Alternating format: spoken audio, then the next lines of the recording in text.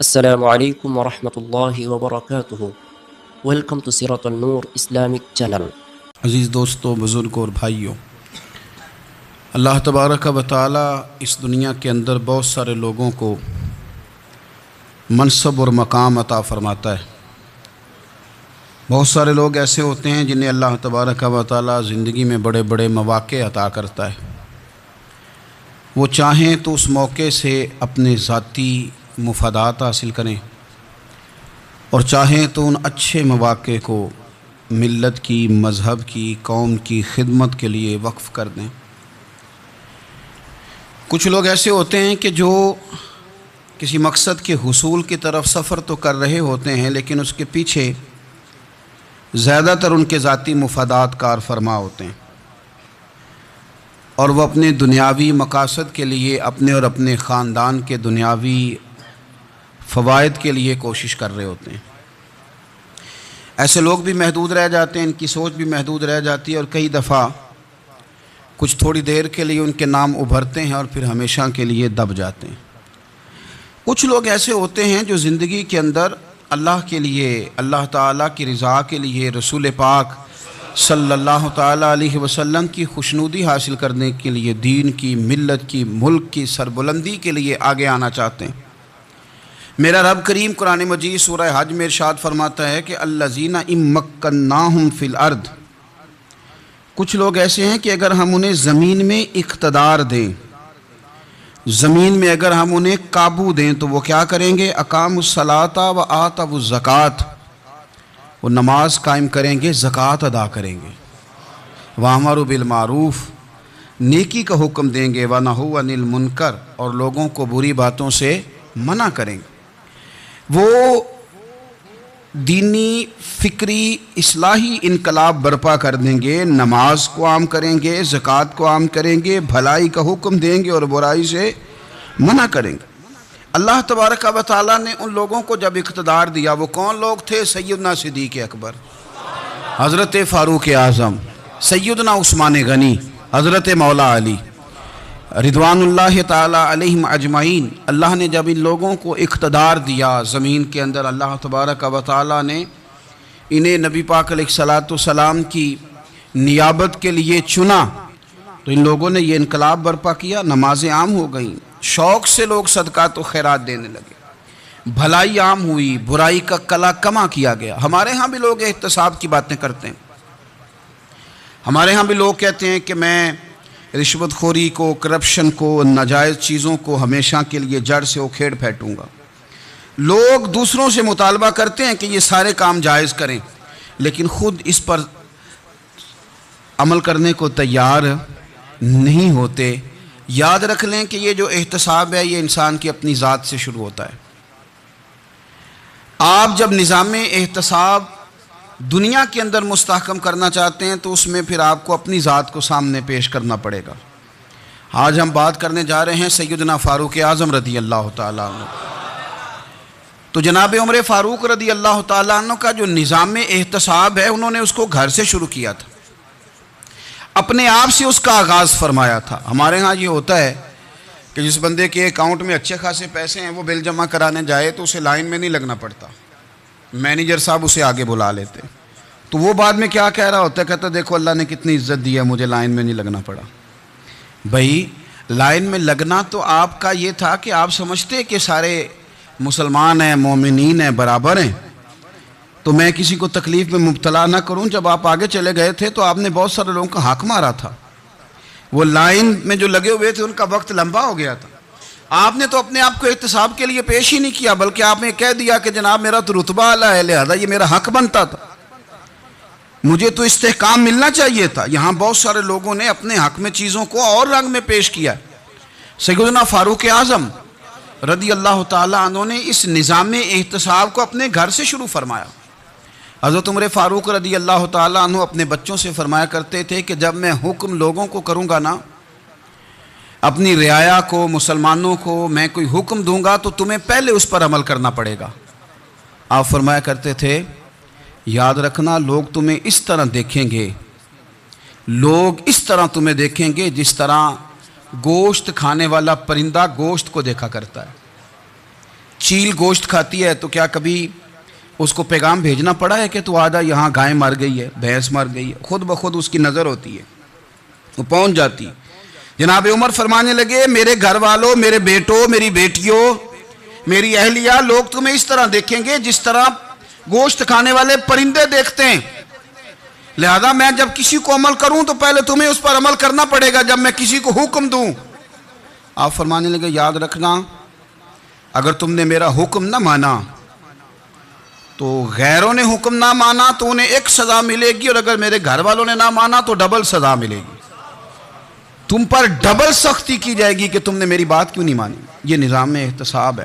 ہم نہ دوسروں کے بچوں کا گلا کاٹ کے اپنے بچوں کی خوشیاں لینا چاہتے ہیں. ہم چاہتے ہیں کہ دوسروں کے بچوں کے حصوں کا مال میرے گھر میں آ جائے. آ جاتا ہے. کچھ لوگوں کی سیاست چل جاتی ہے، کچھ لوگوں کا فریب اور فراڈ کام کر جاتا ہے، لیکن وہ گھر روشن نہیں ہوتے. ان گھروں میں پیسہ ہوتا ہے پر قرار رخصت ہو جاتا ہے. ان گھروں میں آسانیاں اور وسعتیں تو آ جاتی ہیں لیکن ایک دوسرے کا احترام ختم ہو جاتا ہے. سیدنا فاروق اعظم رضی اللہ تعالیٰ عنہ کا یہ طریقہ تھا کہ وہ اپنے بچوں پر سختی کرتے. آپ ہمارے ملک میں یہ نظام ہے، موجودہ حکمران ہو یا ان سے پچھلے، بچے سب کے ملک سے باہر رہتے ہیں. یہاں رہتے ہیں تو محلات میں، باہر جاتے ہیں تو بڑی بڑی آسائشوں میں. ان کے بچوں کے لیے قانون بھی الگ سے ہیں، قاعدے بھی الگ سے ہیں. اور ہمارے ملک کے اندر تو ایک باقاعدہ پروٹوکول کا سسٹم ہے. اس سسٹم سے گزر کر بڑے بڑے لوگ چلنا پسند کرتے ہیں. ہمارے زمانے میں بھی کچھ چیزیں سرکاری ہوتی ہیں خالص، لیکن عجیب نظام ہے نا، ہر چیز کا کرایہ بڑھ جاتا ہے، سرکاری دکان کا نہیں بڑھتا. باقی دکانیں 5-6 سال کے لیے ملتی ہیں، سرکاری دکان پہ آپ قبضہ کرنا چاہیں تو پورے 100 سال کے لیے مل جاتی ہے. چونکہ یہ عام عوام کی پراپرٹی ہے تو اس کے ساتھ جو مرضی کو سلوک کرے.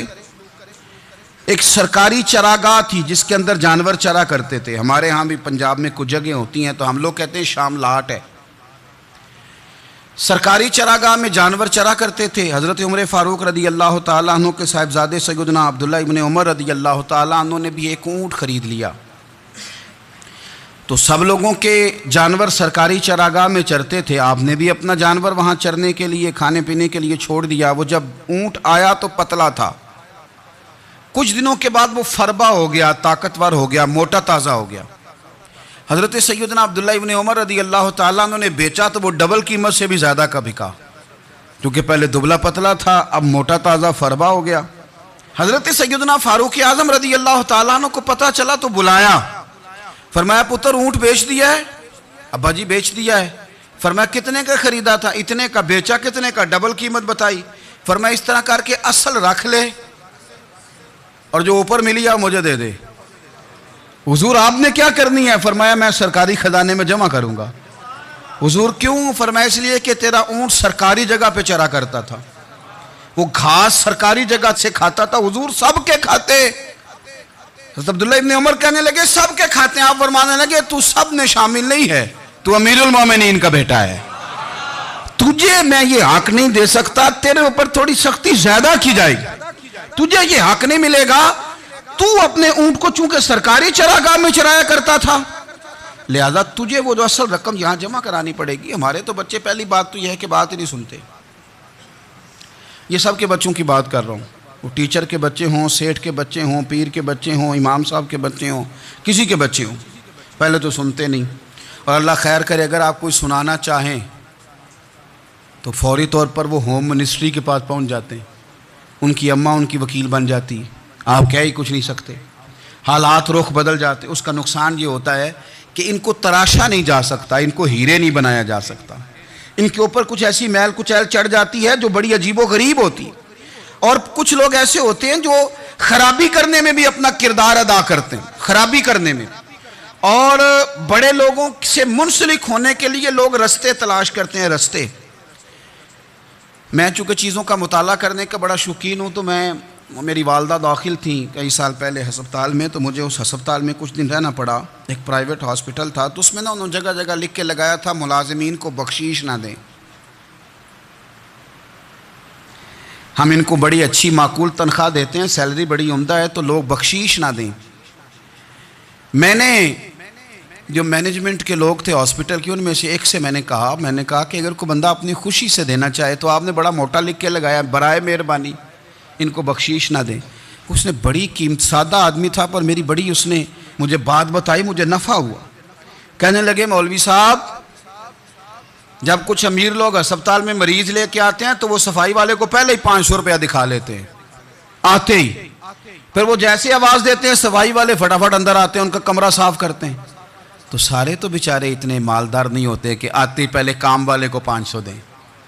پھر نقصان کیا ہوتا ہے کہ یہ جن کی ذمہ داری ہے بہت ساری ڈیوٹیاں کرنے کی، یہ ڈیوٹی نہیں کرتے، یہ پلٹ کے ان کے طرف دیکھتے ہیں جن کے گھر سے سالن صحیح آتا ہے، ادھر ان کی توجہ زیادہ ہو جاتی ہے، جو نوٹ ان کو زیادہ دکھاتے ہیں، جو پھل لے کے آتے ہیں تو آدھا ان کو دیتے ہیں. تو ہم یہ کہتے ہیں یہ کام ہی نہ کرو، یہ اپنی تنخواہ پہ کام کریں تاکہ ہر آنے والے کا درد سمجھیں، ہر ایک کو یکساں یہ سروسز فراہم کریں. تو ہم یہ کام کرتے ہیں. ہم ایم پی اے کے اور کسی سے ہمارا تعلق نہ بنے تو ہم جناب اس کے ڈرائیور سے ہی تعلق بنا لیتے ہیں. ہم وہ جو آپریٹ کرنے والا ہوتا ہے ٹیلی فون، اسی سے بڑا تعلق بناتے ہیں، اس کو مٹھائی کا ڈبہ جلدی پہنچا دیتے ہیں. تو اسی طرح سے بڑے لوگوں کی اولادوں کو بگاڑا جاتا ہے. حضرت عاصم بن عمر رضی اللہ تعالیٰ عنہ، یہ سیدنا فاروق اعظم کے بیٹے تھے. مصر گئے تو لوگوں کو پتا چلا حضرت عمر کے بیٹے آئے. لوگوں نے تحفے دیے، بڑی بڑی چیزیں آپ کو دی. حضرت عمر کا بیٹا آیا، بڑے گفٹ دیے. تو صاحبزادے واپس آئے تو ان کے پاس بڑے تحائف تھے.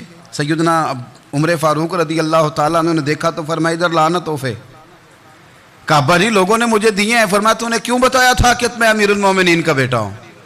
کہا حضور ان کو ویسے ہی پتہ چل گیا. فرمانے لگے پتر یہ تحفے تمہیں اس لیے ملے ہیں کہ تم امیر کے بیٹے ہو، یہ تحفے تمہارا حق نہیں، چونکہ تمہیں اس کرسی کی وجہ سے ملے ہیں اور یہ کرسی مسلمانوں کی ہے، لہذا یہ حق بھی مسلمانوں کا ہی ہے. یہ لا سارے مال غنیمت میں جمع کیے جائیں. آپ اپنے گھر سے جب احتساب شروع کرتے ہیں، اپنے گھر سے، اور یہ یاد رکھیں یہ جو لوگ آتے ہیں آپ کے بچوں کو نوازنے کے لیے، یہ انہیں خراب کرتے ہیں، بگاڑ پیدا کرتے ہیں، یہ عجیب و غریب سی چیزوں میں مبتلا کر دیتے ہیں. بچوں کا نقصان ہوتا ہے کل کلام. پھر جو شاپر اچھا لے کے آئے پیر صاحب کے بچے ذرا اس سے پیار سے ملتے ہیں، نقصان ہو جاتا ہے. یہ دستے نگر ہو جاتے ہیں، یہ لوگوں کی طرف جیتے ہیں، دوسروں پہ ڈیپینڈ کرنے لگتے ہیں. حضرت ابو موسیٰ اشعری رضی اللہ تعالیٰ عنہ نے پہلے تو ایک قلین بڑا سونا تھا تو آپ نے حضرت عمر کے گھر بھیج دیا کہ چلو ان کے گھر میں ان کی اہلیہ بچھا لیں گی. کہیں سے تحفہ آیا. پھر وہ جس کمرے میں مال غنیمت اور خزانہ رکھا جاتا تھا اس کی صفائی کر رہے تھے تو ایک دینار مل گیا. تو وہ دینار بچے سارے جا رہے تھے تو ان میں سے حضرت عمر کے ایک بیٹے کو چھوٹے کو بلایا اور بلا کے کہا پتر یہ دینار لے لو. حضرت عمر نے دیکھا کہ بیٹے کے ہاتھ میں دینار بھی ہے اور گھر میں قالین بھی ہے. ایک موقع پہ وہ قالین گیا، ایک موقع پر بچے کو ایک دینار دیا. تو حضرت عمر اپنی اہلیہ سے پوچھنے لگے یہ کہاں سے آیا قالین؟ کہا جناب ابو موسیٰ اشعری رضی اللہ تعالیٰ عنہ نے بھیجا ہے. بیٹے سے پوچھا دینار کہاں سے آیا؟ کہا مجھے انہوں نے ہی دیا ہے. آپ نے وہ دینار بھی لیا اور قالین بھی لیا اور اس کو لپیٹا اور جناب ابو موسیٰ اشعری کو بلایا اور اتنے سخت ناراض تھے. فرمانے لگے ابو موسیٰ اشعری سے کہنا میرے پاس پیدل آئے، گھوڑے پہ نہ آئے. اور جب آئے حضرت ابو موسیٰ اشعری تو جناب عمر اتنے ناراض ہوئے کہ وہ قالین لپیٹ کے تو ان کے سر پہ مار دیا. فرمانے لگے پکڑو اپنا دینار، تمہیں پورے مدینے میں میرے بیٹے کے علاوہ کوئی اور نہیں ملے تھا جسے تم خراب کر سکو، میرا پتر ہی ملا تھا بگاڑنے کی. کس نے اجازت دی تم میرے بیٹے کو دینار دو؟ کیوں لائے تم میرے گھر میں قالین؟ حضرت عمر فاروق رضی اللہ تعالیٰ عنہ فرمانے لگے میں زمین پہ سونے کا عادی ہوں، زمین چٹیل بھی ہو تو رب کا بندہ بن کے سوتا ہوں تو اللہ مجھے آرام اور سکون کی نیند عطا فرما دیتا ہے. مجھے تمہارے مخملوں کی اور قالینوں کی ضرورت نہیں ہے. احتساب یہاں سے شروع ہوتا ہے بھائی. یہاں ہم نہ اپنے گھر میں بیٹھ کے مایوس باتیں کرتے ہیں اور فلانے کے بچے کہاں پہنچ گئے، فلانے کے بعد بڑا پیسہ آ گیا، میں کچے مکان میں رہوں، میں یہ کروں، دیکھو مجھے نہیں سہولی. یہ تو آپ مایوسی والی باتیں کر رہے ہیں، یہ تو آپ کمزور باتیں کر رہے ہیں. یہ تو اس طرح کی باتیں تو ہارے ہوئے لوگ کرتے ہیں. اس طرح کا لب و لہجہ تو ان لوگوں کا ہوتا ہے جو احساس کمتری کا شکار ہوتے ہیں. یہ آپ نے کس طرح کا लबो लहजा और अपने बच्चों को आप भिखारी बना रहे हैं ताकि दूसरों को देखें तो मायूस हो जाएं। उठ बांध कमर क्यों डरता है, फिर देखो खुदा क्या करता है। आपका जो एहसास है वो इतना खूबसूरत हो, आपके लहजे के अंदर इस कदर ठहराव हो, आपको इत्मीनान आ चुका हो, और आपके बच्चे कभी भी कंपैरिजन ना करें अपना किसी के साथ, कभी भी उन्हें करने ना दें। आप कभी वो कभी ये बात ना करें कि फलाने ज़्यादा अच्छा खाते पीते हैं तो हम किधर हैं, करने ना दें उन्हें बताएं कि बेटा अपनी मट्टी पे चलने का सलीका सीखो, संगे मरमर पे चलोगे तो फिसल जाओगे। उनको बताएं कि जो तुम्हारे पास है ये खुदा का अतिया है, इसी पर तुमने कनात करनी कभी भी। हज़रत ज़ैद बिन हारसा से नबी पाक सल्लल्लाहु अलैहि वसल्लम को बड़ा प्यार था। फिर उनके बेटे हुजूर के ग़ुलाम ज़ादे हज़रत उसामा बिन ज़ैद के साथ भी हुजूर बड़ा प्यार करते। लेकिन ये तो मुसल्लमा हकीकत है ना कि अज़मत और शान तो सैयदना फ़ारूक आज़म की ज़्यादा है। उम्मत का इत्तेफाक है कि नबियों के बाद सबसे बड़ा दर्जा जनाब सिद्दीक़ अकबर का, और फिर अल्लाह ने मकाम अता किया हज़रत फ़ारूक आज़म को। ये बड़े लोग थे। एक दफ़ा माल तकसीम हो रहा था तो हज़रत उमर रज़ी अल्लाह ताला अन्हु ने ना हज़रत उसामा बिन ज़ैद को 4000 दिनार दिए और अपने बेटे अब्दुल्ला इब्न उमर को 3000 दिनार दिए। तो हज़रत अब्दुल्ला इब्न उमर घर जाके कहने लगे, अब्बा जी उसामा में वो कौन सी खूबी है जो मेरे अंदर नहीं, और उसामा के बाप में वो कौन सी खूबी है जो आपके अंदर नहीं। तो हज़रत उमर की आजिज़ी देखिए, हालांकि बिल इत्तेफाक दुनिया जानती है कि जनाब उमर फ़ारूक रज़ी अल्लाह ताला अन्हु अफजल हैं, फिर भी पता है अपने बेटे से क्या कहते हैं, फरमाते हैं ओ सुन यार, वो खिदमत गुजार हैं नबी पाक के, वो भी हुजूर के घर में ड्यूटी करते, नौकरी करते, और इनके बेटे भी हुजूर की नौकरी करते, ये खिदमत गुजार हैं। फरमाने लगे अगर तूने पूछ ही लिया तो सुन, फिर मेरी तो राय ये है कि तेरे से ज़्यादा उसामा बिन ज़ैद हुजूर की नज़र में प्यारे हैं, और उसामा का बाप तेरे बाप से ज़्यादा नबी पाक का प्यारा है। कोई कंपैरिजन करने नहीं दिया, बच्चों को किसी ऐसी जगह खड़े होने नहीं दिया। फरमाया ये वजह है, ये अंदाज है कि तू ज़्यादा प्यारा है। हज़रत उमर फ़ारूक रज़ी अल्लाह ताला अन्हु पसंद नहीं करते थे, ज़रा बराबर भी पसंद नहीं करते थे कि कोई शख्स और माल आता तो अपने रिश्तेदारों को नवाजने से बचते। माले गनीमत आता है ना, हमारे यहाँ तो अल्लाह खैर करे जब कोई बंदा काउंसलर बनता है, चेयरमैन बनता है, तो ठेका किसको देता है? कोई चलो भतीजा मिल जाए, कोई भांजा मिल जाए, कोई छोटा भाई, उसे भी काम मिल जाता है साथ।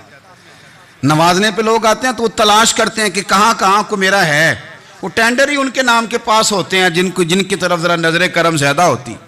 हज़रत उमर फ़ारूक माल तकसीम कर रहे थे तो बेटी आगे कहने लगी, अब्बा जी रिश्तेदारों का भी हक होता है, आप सबको देते हैं, आपके करीब ही नहीं आते।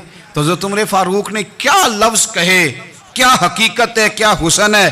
फरमाने लगे, पुत्र ये माल तेरे बाप का नहीं मुसलमानों का है, जब तेरे बाप का ज़ाती माल होगा तो अपने रिश्तेदारों को देगा, ये मुसलमानों का माल है, ये उसी हिसाब से तकसीम होगा जो अदल का हिसाब है, जो तराजू ठीक है। फरमाया तू मुझे ये मशवरा ना दे, ये मुसलमानों का माल। यहां से निज़ाम इख्तिसाब शुरू होता है, यहां से इंसान आगे बढ़ता है, और फिर कोई तकल्लुफ नहीं किसी पर हज़रत उमर का, कोई छोटा है या बड़ा है। हज़रत अबू सुफियान रज़ी अल्लाह ताला अन्हु सरदार रह चुके हैं मक्के के, बड़े आदमी, लेकिन निज़ाम एहतसाब में कोई छोटा बड़ा नहीं होता। हज़रत उमर फ़ारूक मक्का मुकरमा गए तो लोगों ने कहा हुज़ूर जनाब अबू सुफियान ने ना गली में पत्थर रखे और बहुत सारे लोगों को रस्तों में तकलीफ हो रही है। तो हज़रत अबू सुफियान रज़ी अल्लाह ताला अन्हु से भी लोग कह देते तो वो भी उठा देते, लेकिन लोगों ने चूंकि वो सरदार थे, बड़े थे, तो लोगों ने उनसे कहा नहीं। हज़रत उमर जब आए तो कहा तो जनाब उमर ने परवाह नहीं की, खुद आए जनाब अबू सुफियान से कहा ये पत्थर आपने रखे? कहा हुजूर हाँ। फरमाया ये भी उठाइए, ये भी उठाइए, ये भी उठाइए। जब वो उठा रहे थे तो हज़रत उमर कह रहे थे शुक्र नहीं अल्लाह का कि उमर कह रहे हैं और अबू सुफियान मानते जा रहे हैं।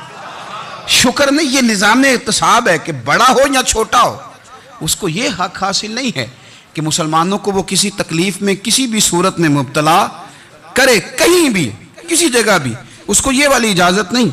हज़रत सैयदना उमर फ़ारूक रज़ी अल्लाह ताला अन्हु। फिर एक और बात थी, मैं कई दफ़ा ये बात कहता हूँ और मुझे ज़ाती तौर पर इसका बड़ा तजर्बा है। کچھ لوگ نا خوشامد پسند ہو جاتے ہیں، بڑی عمدہ تعریف کرتے ہیں، اوئے ہوئے ہو پول باندھتے ہیں پورے، آپ کے پاس آئیں گے تو کہیں گے جناب آپ سے زیادہ اچھا بندہ ہی کوئی نہیں، تو وہ نا آپ سے کام نکلواتے ہیں، پھر وہ کسی دوسرے کے پاس جاتے ہیں تو اسی طرح کا رویہ وہ دوسروں کے ساتھ کرتے ہیں۔ یہ عام لوگوں میں بھی مرض ہوتا ہے، عام لوگوں میں بھی۔ اور بادشاہ ہو بندہ اگر، پھر تو اس کا دل کرتا ہے میں اگر بادشاہ سلام ہوں تو دو چار بندے دیہڑی پہ رکھ لوں پر میری تعریف ضرور کریں۔ پابندی ہوتی ہے، لوگ یہ کام بڑے شوق سے کرتے ہیں۔ اور شیخ سعدی فرمایا کرتے تھے لکڑی کو گھن کھا جاتی ہے اور بڑے لوگوں کو خوشامد کھا جاتی ہے خوشامد۔ حضرت عمر فاروق رضی اللہ تعالیٰ عنہ اس معاملے میں بھی بڑے مضبوط تھے۔ ویسے مجھے اور آپ کو اچھا کون لگتا ہے؟ ہماری غلطیاں بتانے والا؟ ہمارے ایسا فرمایا کرتے تھے اپنے دشمنوں کی باتوں پر بھی غور رکھو، تمہارے دشمن تمہیں نکھار دیتے ہیں، تمہارے اندر جو کوتاہیاں ہوتی ہیں وہ تمہیں پتہ چل جاتی ہیں کہ یہاں میری اصلاح ہو رہی، ان پر غور کرو وہ کیا کہتے ہیں۔ حضرت عمر فاروق کی تعریف کی ایک بندے نے، کمال تعریف کی، اس کا خیال تھا کہ رزلٹ بڑا شاندار آئے گا، بادشاہ کی تعریف ہوتی تھی تو پھر تھیلی جاتی تھی اشرفیوں کی، کمال رزلٹ آئے گا۔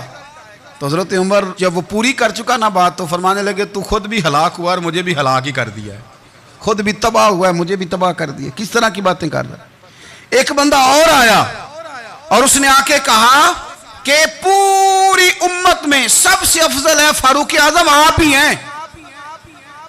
تو حضرت عمر فاروق فرمانے لگے تجھے تیری ماں روئے، ابو بکر تجھ سے بھی افضل تھے، تیرے باپ سے بھی افضل تھے، اور صدیق اکبر مجھ سے بھی افضل ہے اور میرے باپ سے بھی افضل ہے۔ یہ تو کس طرح کی بات کر رہا ہے؟ یہاں ہر شے ہضم نہیں ہو جاتی، فوری طور پہ لوگ ڈکار بھی پورا نہیں لیتے۔ قرآن مجید نے کہا فَلَا تُزَكُّوا أَنفُسَكُمْ هُوَ أَعْلَمُ بِمَنِ اتَّقَىٰ، اپنے منہ سے نہ کہو میں پاک صاف ہوں، اللہ زیادہ بہتر جانتا ہے کہ تم میں سے پرہیزگار کون ہے۔ اپنے منہ سے تعریفیں کرتے کراتے ہو، یہ مزاج چھوڑ دیں۔ حضرت عمر رضی اللہ تعالیٰ عنہ پسند نہیں کرتے تھے۔ ایک آدمی نہ چلتا تھا وہاں تو بڑا متکبرانہ چال کے ساتھ چلتا، حضرت عمر نے دیکھا، یہاں تک احتساب فرماتے تھے، زمین پہ زور زور سے پیر پٹکتا، چال بڑی اس کی متکبرانہ، لوگ بڑے پریشان ہوتے۔ حضرت عمر نے ایک دن سمجھایا، باز نہیں آیا، اگلے دن پہ درہ نکال لیا، لگائے 4 درے، فرمایا آج کے بعد نہ چلنا اس طرح مدینے میں پیر پٹک پٹک کے۔ اس وقت تو اسے غصہ لگا، لیکن کچھ دیر کے بعد نا جب غصہ اترا تو حضرت عمر کے پاس آیا، کہنے لگا حضور اللہ آپ کا بھلا کرے، آپ نے درے نہیں مارے، آپ نے تو شیطان بھگا دیا جو میرے ساتھ چمٹا ہوا تھا، چمٹا ہوا شیطان آپ نے مجھ سے بھگا دیا ہے۔ یاد رکھیں مسند امام احمد بن حنبل میں حدیث ہے، اللہ کے پیارے رسول صلی اللہ علیہ وسلم فرماتے ہیں جو دنیا میں متکبرانہ چال کے ساتھ چلتا ہے نا، قیامت کے دن وہ اللہ سے اس حال میں ملے گا کہ رب اس سے ناراض ہوگا۔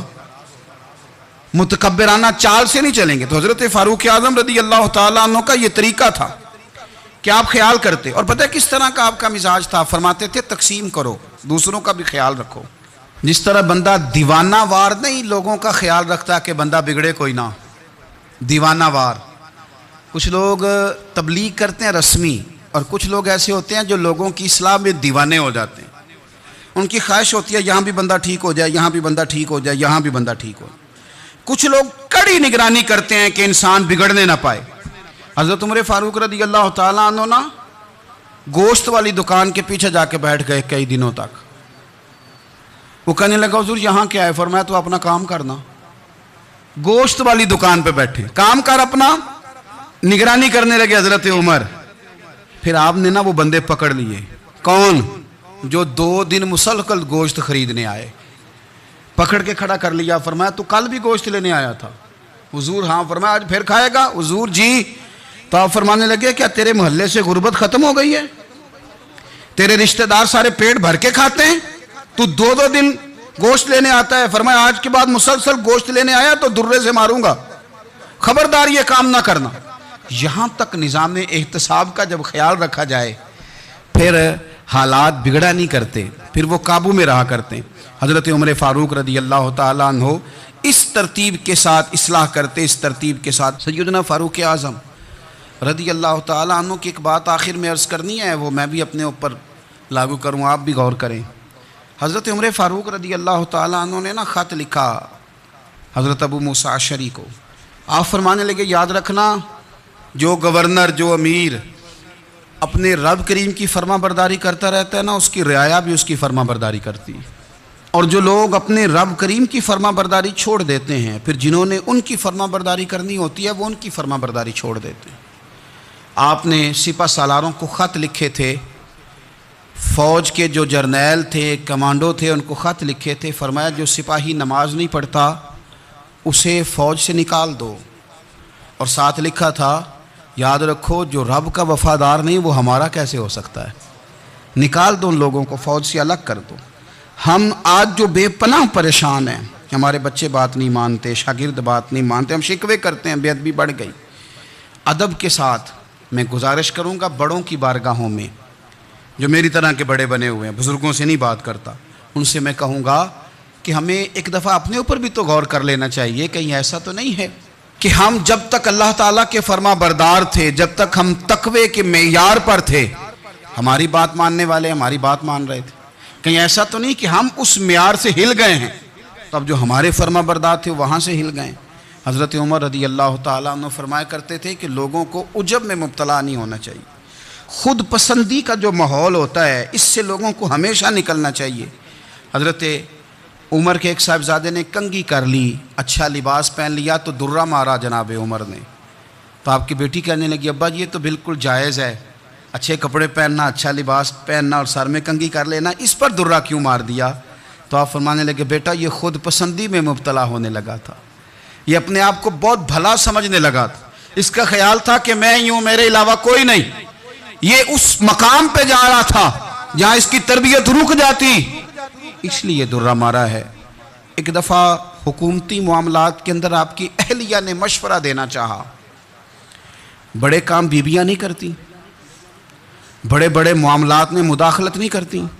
ہمارے بر صغیر میں وہ بادشاہ نہیں گزرا کہ جو فیصلہ کرتا تھا تو کرسی پہ بیٹھ جاتا تھا اور پردے کے پیچھے اس کی بیوی بیٹھ جاتی تھی، اور جب وہ فیصلہ سنانے لگتا تو یوں گردن پیچھے کرتا اور اہلیہ جو کہتی وہ فیصلہ سنا دیتا۔